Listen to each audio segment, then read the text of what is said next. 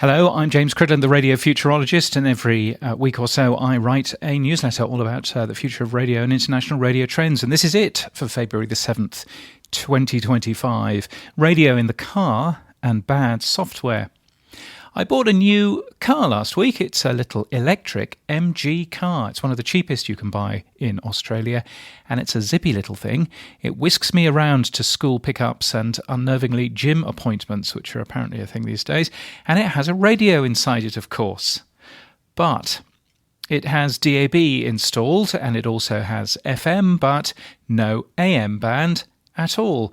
And I can't pretend I care that much, because the AM stations are also simulcast on DAB after all, but it's an interesting omission, something that I've been writing about and also totally overlooked when I researched the car. Secondly, the radio doesn't start when you turn the car on. It's one of radio's benefits in a car, normally, that the next time you jump in and turn on the key, it bursts into life, but not this one. It's a conscious decision every time to turn the radio on. At least sometimes it is. I'm a bit confused by the software, to be honest. It's also pretty bad UX as well. It tunes by ensemble, and while it does decode slideshow, if you press a button, it's pretty useless. It gives you a postage stamp size image that's partially overlaid with a DAB logo, so you can't actually use it anyway. Favourites have a little button, but the developers haven't realised that DAB broadcasts include the data for how to show the station name in 8 characters as well as 16, so there really is no need to scroll ABC Brisbane round and round and round when the data being broadcast also includes a method of producing the abbreviation to ABCBNE. So it was interesting to watch Swedish radio's Thomas Granryd at the 14th Atelier Radiophonique Romande in Neuchâtel in Switzerland.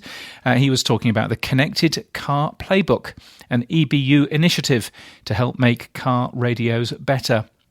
Some of the ideas are great, ensuring that the radio in the car is easy to use, especially when using voice in the car, and that the basics work well, which they don't appear to on my car radio, for example. But some of the ideas are a little bit more self-serving, that if you ask for a piece of on-demand content from a radio station, that it must play within the radio station's own app. Brilliant. That'll force user registration and randomly different UX on car drivers. Doesn't seem like a clever plan to me. Even so, it's good to see that the EBU is talking with car manufacturers to make the in-car radio experience better.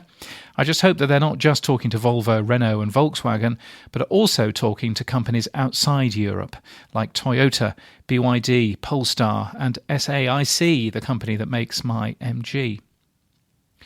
Also linked to, from the show notes, something quite nice, Richard Berry, who lectures about radio in the University of Sunderland.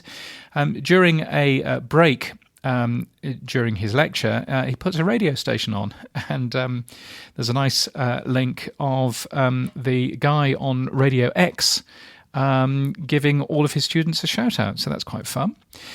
New radio listening figures in the UK came out last week. New Midas next week, by the way. Adam Bowie's analysis includes the interesting fact that the average age of a Global or Bauer listener is 46, which seems quite high for companies that heavily promote their youth brands of Hits Radio and Capital. Matt Deegan's post is also worth reading as ever, pointing out that there are 10 new brand extension radio stations being measured this quarter, not including the BBC's news services, which for some reason they're not measuring in RAJAR. Naughty. And one shouldn't forget Radio Today, which does a lot of analysis that people forget exists for some reason. I'm not quite sure why, but anyway, you can find that at radiotoday.co.uk. Finally, another speaker in Switzerland today was Marco Derighetti, who is the boss of Swiss public broadcaster SSR. His stations all left FM at the end of last year and are now only on DAB. He was asked plenty of the same old anti-DAB questions, but seemed very upbeat and confident about his choice, as well he might. The data here in Switzerland shows that FM accounts for only 17% of radio listening in this country, and just 8% only listen to FM. Next, I'm speaking at Radio Days Europe in Athens in Greece, starting on March the 9th. Not that I'm speaking on March the 9th, though. Might go to the podcasting summit there, but there again, might not. Might just have a day in Athens. That might be nice. Anyway, thank you to my supporters, including Wade Kingsley from Creative Coach at radio.co and Broadcast Radio. If you would like to support my work in any way, you can buy me a coffee. Buymeacoffee.com/James Cridland is where to go. And you can also do that direct with Skype if you don't fancy the coffee thing. Then that's all cool.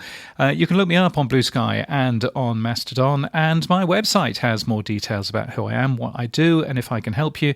james.cridland.net is where to go for all of that. And until next time, keep listening.